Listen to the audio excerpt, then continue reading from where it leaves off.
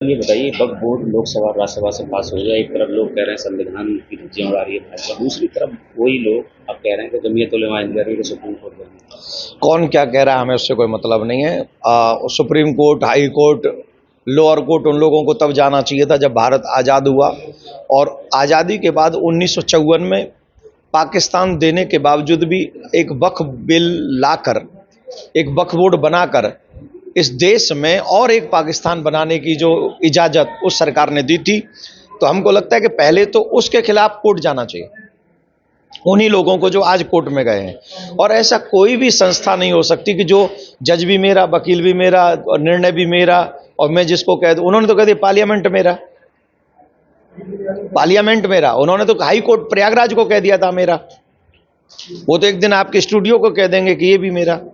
तो जिन लोगों ने कवर करना, घेरना, हाईवे कवर करना, गांव कवर करना, 1500 साल पुराना मंदिर कवर करना, ये मनमानी कैसे चलेगी। हम एक संवैधानिक देश में रहते हैं, वो संविधान का अपमान नहीं है, वो संविधान की हत्या है कि 1500 साल पुराने मंदिर को कह देना है मेरा है। इतने पूरे 2000 के 3000 लोग जिस गांव में रह रहे हैं, उस पूरे गांव को कह देना ये मेरा है, और 2 लोगों का नाम छोड़ देना, ये है संविधान की हत्या। और ऐसी संविधान की हत्या जब खुद करते रहे 75 साल, तब उन्हें न कोर्ट की याद आई, न सुप्रीम कोर्ट की याद आई। और जब सही करने की बारी आई तो हम लोग कहते हैं कि हम कोर्ट जाएंगे, ये संवैधानिक हत्या हो रही बीजेपी के। हम तो कहते हैं ऐसी सरकार, जिस सरकार ने भारत के विषय में सच्चे मन से सोचा है, हम इस निर्णय का साधुवाद देते हैं, धन्यवाद देते हैं। कोर्ट चले जाएं, कहीं चले जाएं, वो जिस जिस रास्ते पे जाएंगे, सनातनी उस रास्ते पे जाके इस निर्णय को सिद्ध करेगा। एक तरफ उत्तर प्रदेश में रामनवमी की जो शोभा यात्रा है उल्लास के साथ निकली, वहीं पश्चिम बंगाल में आरोप है कि भगवा झंडा को लेकर हमला किया गया। तो ये अब कहाँ गया संविधान। हमला करने वाले कौन है? हमला करने वाले बंगाल देश से थोड़ी आए, बांग्लादेश से आए। हमला करने वाले बंगाल के ही है ना। और बंगाल में भी एक विशेष समुदाय, अभी हमने मुरैना में, काफी लोग कह रहे हैं कि हम सड़क पे उतर जाएंगे, सड़क पे उतर जाएंगे। कल हम मुरैना में थे, मध्य प्रदेश में थे, 1.5 से 2 लाख आदमियों को लेकर कल रामनवमी की यात्रा निकाली हमने। कितने? तुम कोर्ट में जाओ तो कोर्ट में अपनी बात सिद्ध करेंगे, तुम सड़क पे आओ तो हम सड़क पे अपनी बात सिद्ध करेंगे, तुम देश पे कब्जा करना चाहोगे तो वो होने नहीं देंगे, आप चाहे जहां चले जाओ। ये पूरा देश राम का था, राम का है, माय डियर, राम का ही रहेगा। बंगाल में तो हालत दूसरी जगह है।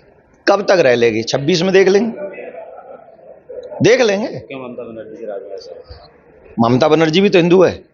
ये तो उन्हें आत्मचिंतन करना चाहिए कि एक हिंदू के घर में पैदा होकर और सनातन धर्म के शोभा यात्रा पर अगर वहां पत्थरबाजी हो रही है तो ये ममता बनर्जी के लिए चिंतनीय विषय है। यहां आप कितने साल रह लेंगे मुख्यमंत्री?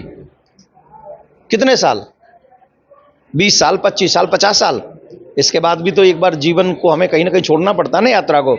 पर जब भगवान के पास जाएंगे तब भगवान पूछेगा कि जब तुम्हारा राज्य था बंगाल में और वहां शोभा यात्रा निकाली थी और उस पर पत्थर बरसे थे, तब मैं पूछता हूं दीदी से, दीदी भगवान को क्या जवाब दोगे? नहीं दे पाओगे। धर्मो हतो हतो हंति, जिसने धर्म की हत्या की है, धर्म ने उसको सुपड़ा साफ कर दिया है।